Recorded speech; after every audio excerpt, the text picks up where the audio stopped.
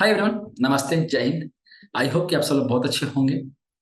देखो, elite web में trade लेना और उसकी काउंटिंग करना बहुत आसान है, लेकिन एक्चुअल काउंटिंग करना और एग्जैक्ट आइडेंटिफाई करना कि कौन सा मूव है, ये सबसे ज्यादा इंपॉर्टेंट है। अगर आप मार्केट के ट्रेंड को या किसी भी स्टॉक के ट्रेंड को एग्जैक्ट काउंट करते हो, तो वहां पर आपका कॉन्फिडेंस लेवल डेवलप होगा और आप जब ट्रेड करोगे तो आपको पता होगा कि अब क्या होने वाला है। मैं किसी भी ट्रेंड की बात कर रहा हूँ, जैसे कि वे फर्स्ट की, सेकेंड की, थर्ड की, फोर्थ की, फिफ्थ की। अगर हम मैनुअल काउंट कर रहे हैं, तो मैनुअल काउंटिंग में क्या आता है? 1 2 3 4 5 आता है और प्राइस जो है डाउन ट्रेंड में आके फिर से रिवर्सल लेता है। देखो, इलियट वेट में जब भी हम काउंटिंग करते हैं, तो जब तक मैनुअल काउंटिंग चल रहा है तब आप ये मान सकते हो कि ऐसा होगा, लेकिन आपकी गारंटी, लेकिन इसकी गारंटी नहीं है कि ऐसा होगा, क्योंकि आप मान रहे हो। इसीलिए आप देखे होंगे कि मैक्सिमम टाइम जब लोग काउंट करते हैं तो क्या करते हैं? प्रोबेबिलिटी क्रिएट करते हैं। ऐसा हो भी सकता है, हम इसको ऐसा मान सकते हैं, हम इसको ऐसा मान सकते हैं। क्यों? क्योंकि वहां मैनुअल काउंटिंग हो रही है, वहां पे एक्चुअल काउंटिंग नहीं है। वहां पॉसिबिलिटी क्रिएट करी जा रही है कि ऐसा हो सकता है। मैं भी श्योर नहीं हूं ऐसा। लोग ऐसा ऐसा काउंट लोग करते हैं because of lack of incorrect count. Example देने जा रहा हूं, आप इसको समझो। अब ये एग्जाम्पल है विप्रो का। विप्रो में अगर पूरा चार्ट देखोगे, पूरा पूरा मूव देखोगे, तो ये ऐसा लगेगा कि जैसे कि यहाँ से प्राइस का जो फॉल आ रहा है, बहुत ज्यादा फॉल आ रहा है, ठीक ना? बहुत ज्यादा फॉल आया, और जब यहाँ से प्राइस का ट्रेंड शुरू हो रहा है, तो दिमाग में एक ही चीज चल रहा है कि भाई यहाँ पर बॉटम आउट हो गया है। अब प्राइस जाहिर सी बात है 1 2 3 4 5 के नेचर में ही चलेगा। ये फैक्ट है, ऐसा ही होता है। क्यों? जब प्राइस ट्रेंड करना, जब प्राइस रिवर्स करना स्टार्ट करता है, तो हमेशा 1 2 3 4 5 के नेचर में चले, इसकी कोई गारंटी नहीं है, लेकिन हम ऐसा मानते हैं कि ये 1 2 3 4 5 में चलेगा। जब इसको बड़ा करोगे, तो देखो, आपने इसको बड़ा कर दिया। जब आपने इसको बड़ा कर दिया, तो क्या यहाँ पर आप देखोगे, तो यहाँ से जब चला प्राइस, तो आप जहां पर टॉप लगा इसको 1 काउंट कर दो, जहां पर सेकंड डाउन ट्रेंड है इसको सेकंड काउंट कर दो, ऊपर गया थर्ड काउंट कर दो, नीचे आया फोर्थ काउंट कर दो, फिर ऊपर गया फिफ्थ काउंट कर दो। तो इस तरह से 1 2 3 4 की काउंट भी हो गया और डिग्री भी फॉर्मेशन हो गया। डिग्री फॉर्मेशन हो गया और प्राइस जो है आपकी यहाँ पर डाउन ट्रेंड भी आ गई, यहाँ पर डाउन ट्रेंड भी आ गई। तो जब डाउन ट्रेंड आ गई तो वेव सेकंड का डिग्री सेकंड, सॉरी, जब डाउन ट्रेंड आ गई तो सेकंड डिग्री कंप्लीट हो गया। आप बाय करो थर्ड डिग्री के लिए। ऐसा ये माना जाता है कि 1 2 3 4 5 हो गया और काउंट स्टार्ट, और ये लीडिंग डायगोनल कंसीडर किया जाएगा। यस, ये लीडिंग डायगोनल काउंट किया जाएगा। ये इसकी मैनुअल काउंट है, और मैक्सिमम टाइम ऐसी ही मिस्टेक्स होती है।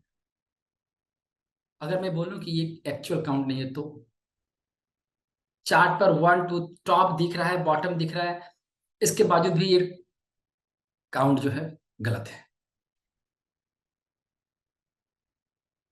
क्यों?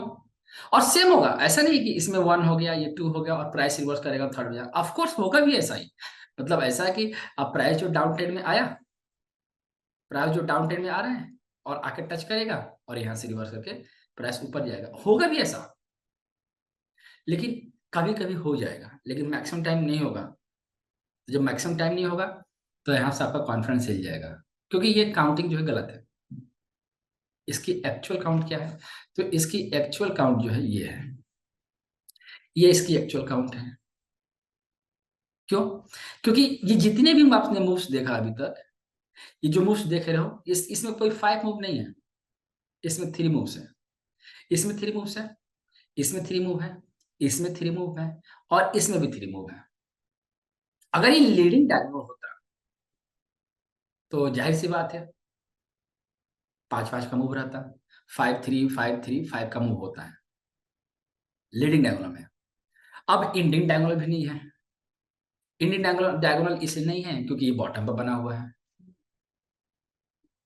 ठीक है? तो जो चीज पैटर्न जो दिख रहा है वो ऐसा होगा, इसकी कोई गारंटी नहीं है अगर आप मैनुअल काउंटिंग कर रहे हैं तो। लेकिन अगर आप इसकी एक्चुअल काउंटिंग करोगे तो आपका विश्वास हो जाए कि इसके बाद क्या होने वाला है। तो जैसा कि मैं बता रहा हूं कि ये आपकी एक्चुअल काउंटिंग है, मतलब ये विप्रो की एक्चुअल काउंटिंग है। तो यहां से प्राइस स्टार्ट हुआ, तो जो टॉप लगा 1 2 3 के नेचर में, तो इस 1 2 3 को कंप्लीट करते हुए प्राइस को यहाँ पर डब्ल्यू मार्क किया गया, फिर नीचे आया तो इसको एक्स कंसीडर किया गया है। तीन ही मूव था। यहां से प्राइस ऊपर गया तो वाई फॉर्म किया गया है, वाई फॉर्म है। फिर डाउन ट्रेंड आया तो ए बी सी मिलाकर फिर इसका डबल एक्स, इसको बोलते हैं मेजर एक्स। ये स्मॉल एक्स है और ये मेजर एक्स है। इसका प्राइस गया तो तीन मूव में आपका जेड कंप्लीट किया। तो 1 2 3 4 5 के बजाय अगर हम इसको W X Y X Z में कंसिडर करते हैं तो काफी ज्यादा तक, काफी हद तक ये काउंटिंग सही मानी जाएगी, क्योंकि ये इसी नेचर में और यही पैटर्न का फॉर्मेशन है चल रहा है इसमें। ठीक है, तो यहां से जब प्राइस ने मूव करना शुरू किया तो ये W X Y X Z का फॉर्मेशन करते हुए प्राइस ने ए का फॉर्म कंप्लीट किया, मतलब यहां पर ए बना, ट्रिपल करेक्शन बन गया। और ट्रिपल करेक्शन का जो पूरा इंटायर जो पैटर्न बना है वो ए के नीचे वो जो मूव बना वो ए बना है। ठीक है, इसके बाद प्राइस का जो फॉल आया यहां से, और ये फॉल जो है मिनिमम 61% आएगा। और जब ये फॉल आ रहा है, ये पूरा ए बना, ये जो फॉल आ रहा है ये फॉल आ रहा है बी के नेचर में। तो ये पूरा बी जो है आपका 61% मिनिमम होगा और मैक्सिमम जो है आपका 81.2% होगा। तो कहने का मतलब है कि 61% पर भी और 81.2% पर भी अब इसको लॉन्ग इनिशिएट कर सकते हो। इनवैलिडेशन लेवल दिया गया है, मतलब जो बी वेव होगा वो इसके नीचे नहीं जाना चाहिए। जो लो लगा है 361, तो इसके नीचे आपका स्टॉप लॉस रखा जा सकता है, आप इसको रख सकते हो। ठीक है, तो ए और ये बी का नेचर बनना है। ठीक है, तो अब देखो रहे हो कि जब ए बी बन गया, अगर ए बी बन गया तो ये ए बी करेक्शन का कौन सा फॉर्मेशन दे रहा है, तो फ्लैट करेक्शन दे रहा है, क्योंकि इसमें बहुत बड़े टाइम भी लिया है। और फ्लैट करेक्शन में जो बी बनता है वो क्या होता है, कम टाइम लेता है, अपना 1/4 जो है ले सकता है। तो ये 1/4 लिया हुआ है। तो बी जो है मिनिमम आपका 61% और यहाँ का 81.2%। ठीक है, अब जब यहाँ से चलना शुरू करेगा तो क्या स्टार्ट होगा, कौन बताएगा, कमेंट बॉक्स में जरूर बताना। ड्यूरिंग मैं सोच रहा था कि लाइव सेशन चल रहा है तो इसलिए पूछा मैंने कौन बताएगा। तो आप लोग इसको लाइव सेशन बताना, आप जब आप लोग इस वीडियो को वॉच करना तो मुझे बताना कि कहाँ तक जाएगा और किस नेचर में जाएगा, सी बनेगा। अब ये मैं कमेंट में जानना चाहता हूँ कि अब ए बन गया, बी बन गया, सी का एक्सटेंशन आपको लगाना है। ये आपको मैं एक होमवर्क दे रहा हूँ कि सी का एक्सटेंशन लगाना है। ठीक है, सी का मिनिमम टारगेट लिखना है। आपको होमवर्क दे रहा हूं, सी का मिनिमम टारगेट और मैक्सिमम टारगेट, एक्सटेंशन और इक्वालिटी, ये चार, ये चार आप इसको पढ़ेंगे, इसको समझेंगे और मुझे कमेंट करके बताएंगे। वैसे जिनको नहीं आता है इजीली मैं उनको बता दूं कि कम से कम 500 तक आपका मिनिमम डिस्टेंशन रहेगा। ठीक है, बाकी जो लोग इलियड वेब जानते हैं उनके लिए ये क्वेश्चन है कि मिनिमम सी का टारगेट और मैक्सिमम सी का टारगेट और इक्वालिटी और एक्सटेंशन। ठीक है, तो कुल मिलाकर मैंने आपको यहाँ पर बता भी दिया हूँ और क्वेश्चन भी क्रिएट कर दिया मैंने।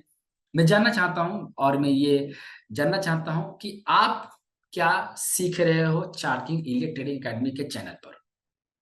आपने जो अब तक सीखा है वो कमेंट करके बताएं इस वीडियो के थ्रू। ठीक है, मैं ये उम्मीद करता हूँ कि आप अपना valuable time, comment, like, share जरूर देंगे और मुझे ही पता चलेगा कि आप क्या कर रहे हो एग्जैक्टली, कहाँ गलत ट्रैक पर हो, सही ट्रैक पर हो। ठीक है, सो मिलते हैं अगले वीडियो में, अपना ख्याल रखना, नमस्ते, जय हिंद।